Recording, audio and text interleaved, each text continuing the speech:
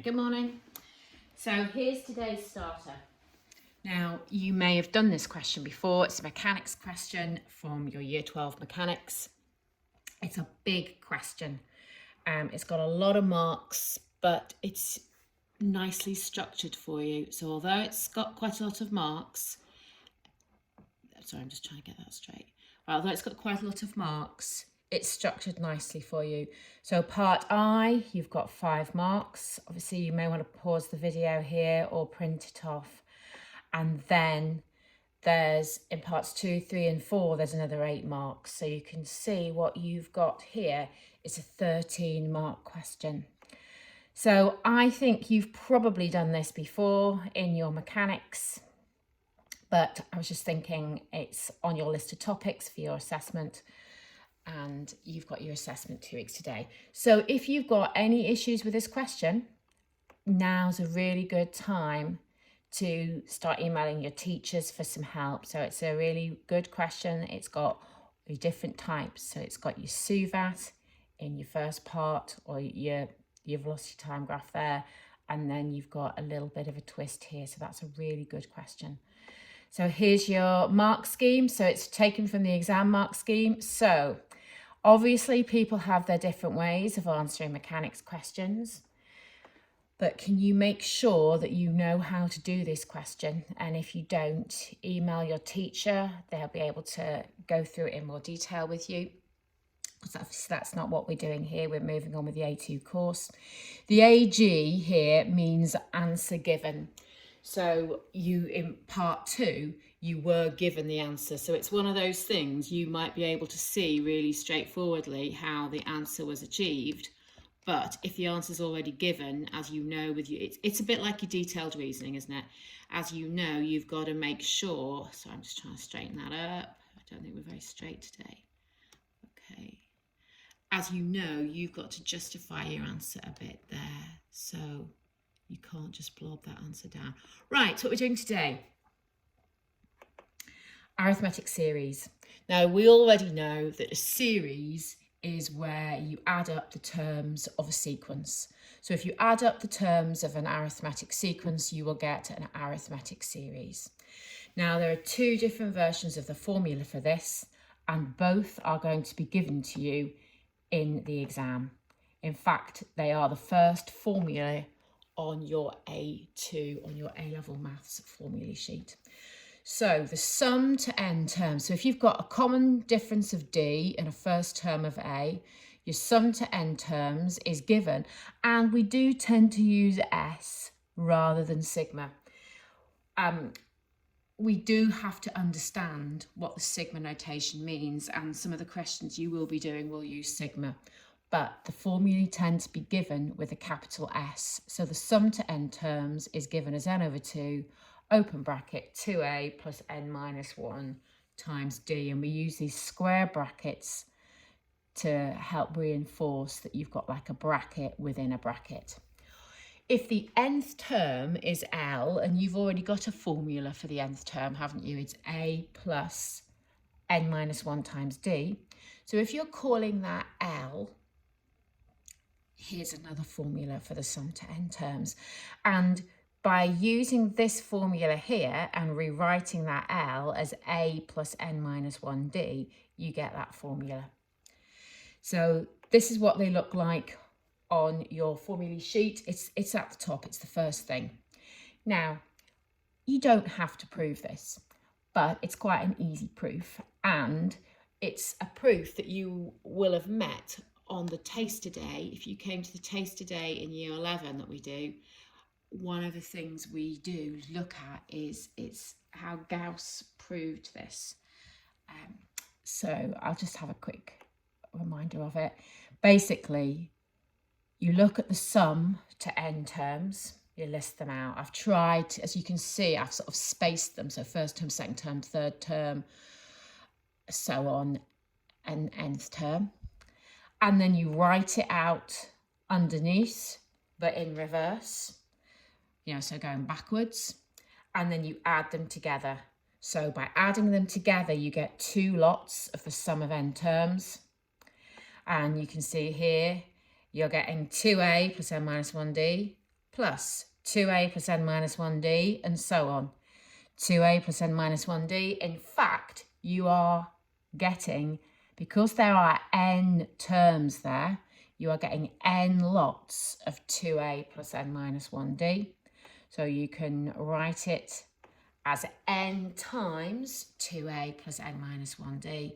And then, of course, all you need to do is divide both sides by 2. That's where the formula comes from. It's quite nice to see how these things are proved rather than just use them. But if you don't like that kind of thing, you can just scoot over that and just use it. Right, example 1. Find the sum of the first 30 terms of an arithmetic progression with the first term 8, common difference 0.5. So instantly I'm zooming in. I've been told it's an arithmetic progression, arithmetic series. So they're my formulae for my formulae sheet. I am literally just going to write down what A is, write down what D is, and I'm going to bung them in my formula. So nice, straightforward question about the use of the formula. So you just pop them in there and then pop them in your calculator. So this is enough working. Do be careful. You know, there'll be more than 1 mark for this. So if you just write the answer down, you are risking getting no marks. Well, at least if you've put that in there, you'll get your method mark. Right, part B. The first term of an arithmetic sequence is 12. So A is 12 and the 50th term is 525. So that's using, well, you've got a choice of methods here. Find the sum of all 50 terms. Right, so 2 methods. First method. So this is where you completely ignore that second formula, right? Which I suppose I think of that as the second formula. I naturally avoid using that, and maybe that's not good. But this is how you would do it by only using this formula here. So you know that the first term is 12 and the 50th term is 525. So obviously A plus n minus 1d is 525. So what you need to do using this method is find D before you can progress. Substitute what you know in and solve that equation. So you've got a rather unpleasant looking D, which I've kept as a fraction, 513 over 49. When you then substitute that in to your formula, obviously, because you're multiplying the 513 over 49 by 49, so by keeping it as a fraction, it works out really nicely. So your answer is 14175. However, you could have done it a little more quickly by using the other formula. So if you use your sum to n terms is n over 2 bracket a plus the nth term, where you know that n is 50 and your 50th term is 525, you can put it straight into that term and get your answer. So that's a lot quicker, but both are fine. Okay, if you'd like to pause the video and work out these sums, please. So you've got to work out what the first term is. You've got to work out what the common difference is, and you need to work out the number of terms.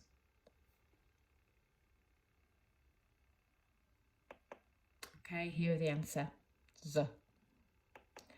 Right, example 2. An arithmetic sequence has first term 5 and common difference 10. The sum of the first n terms is 720. So here, you're given A, you're given D, and you're given the sum to n. You've got to find what n is. So this is going to be more of an algebraic problem. So the first thing you're going to do is you enter your values in. And you can see here that what's going to happen is you're going to get a quadratic in n. So simplify everything. And you've ended up with 5n squared is 720. So I'm going to just divide by 5. And so I'm going to get 2 solutions for n. Positive 12, negative 12. Because I know that when I'm solving a quadratic equation, I have to give all my possible answers. However, n is a number of terms and you can't have a negative number of terms. So your answer will be n is 12. If this was a detailed reasoning question, you would have to justify that. You would write down, cannot have negative number of terms. So far, the questions have been telling you they're an arithmetic sequence or an arithmetic progression. Obviously, you've got to be able to know that sometimes when just looking at the questions. So often it won't tell you. You've got to spot that it's an arithmetic sequence. So find the sum of all the multiples of 3 between 100 and 1,000. So you just got to decode this a little bit. So if you think about what the multiples of 3 are, your first one's 102. Again, I think you may have done questions a bit like this on Year 11 Taster Day. So they're going up to 999. So it's arithmetic with a first term of 102 and a common difference of 3. That's the easy bit. You need to know how many terms there are. And of course, now you know the formula for the nth term, you can do that quite easily. Your nth term is 999. So if you substitute those into your nth term formula, remember you've learned this formula, you'll be able to solve that and find n. So there are indeed 300 terms. So you did that by doing a little bit of algebra. Now you have your value of n, you can put it straight into your formula for the sum of n terms. They've used this one here, but you don't have to.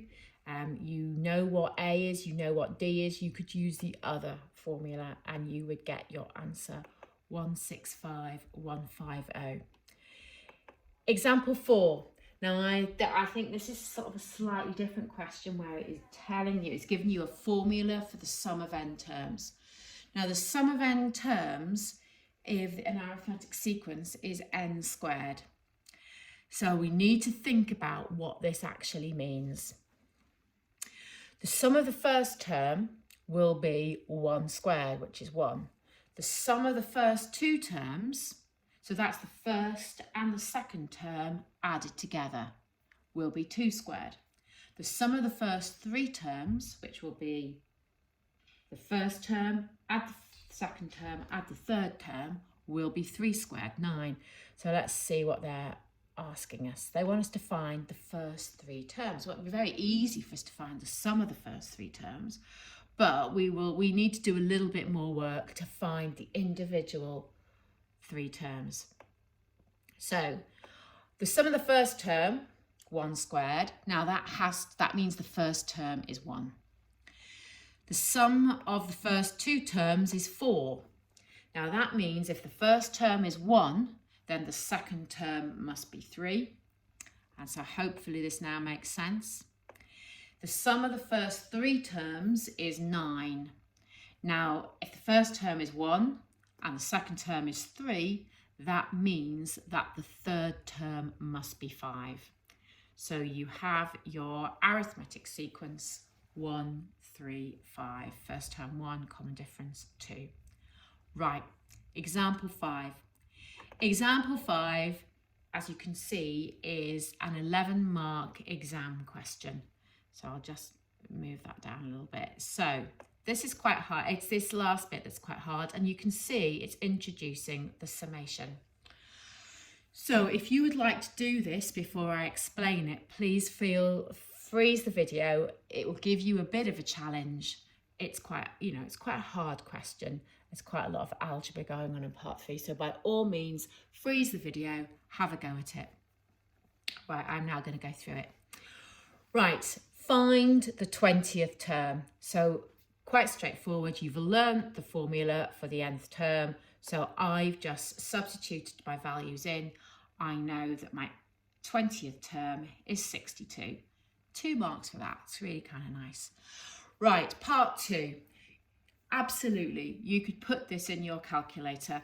You could get the summation button, you could put 10 on the bottom, 20 on the top, but you don't have a general term. So you've got to decode this. And also it's a show that, so you've got to give plenty of detail here. So there are different ways for you to think about this. You could find the 10th term. You know what the common difference is. You could find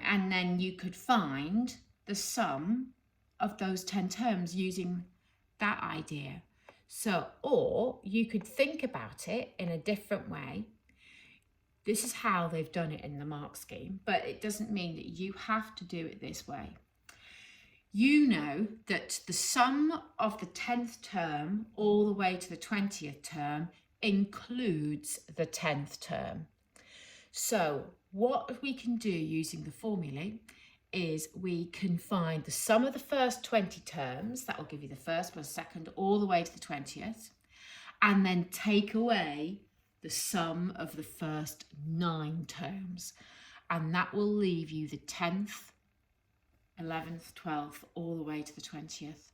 So we've just done a straightforward substitution into formula using A, D, and our values of n.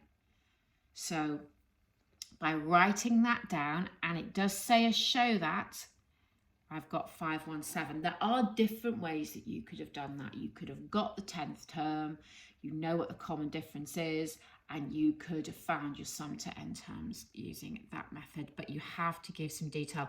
Right, the reason this question is challenging is because of part 3. So part 3 is very much an algebra question, but what they've done is they've given you a hint in part 2.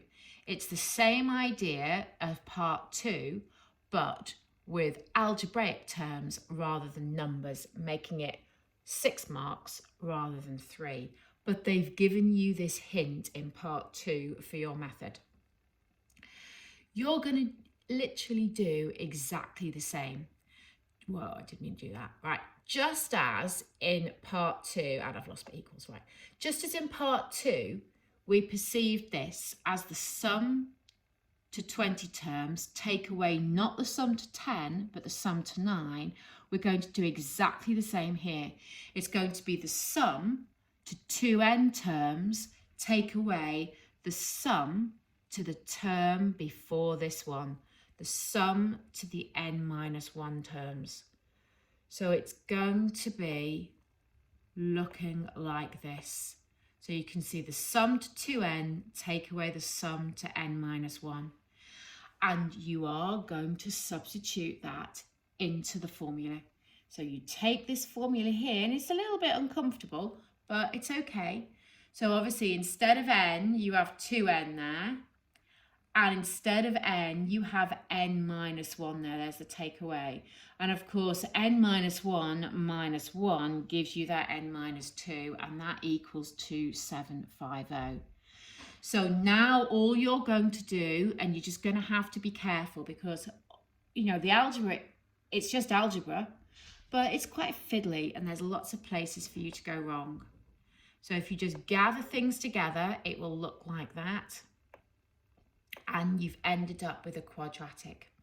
Now, unless it says show detailed reasoning, you could put that quadratic into your calculator, or you can factorize it. I've factorized it just to be super good. And you can see here that there are 2 solutions. You're going to get n is 24, or you're going to get n is minus 229 over 9. Now, n is it's a number of terms, isn't it? So it has to be positive and it's got to be an integer. So you cannot have that one, you discard it. And again, if it says show detailed reasoning, you would explain that. So that's a really good question with a bit of a challenge. Okay, so here are some questions for you to do. So 2, 3, 4, and 5. So these are taken from the textbook. I think exercise 4D, if you want to look at the work solutions. And then, all right, step up, as you can see, 2, 3, 4, 5, all very nice. And then a big old step up to some extension questions to give you a bit of a challenge. These are supposed to be hard. So, you know, you can see they're right at the end of the exercise and we've got the answers for you here. And again, you can use your worked solutions in your online textbook. Have a great weekend. See you on Monday.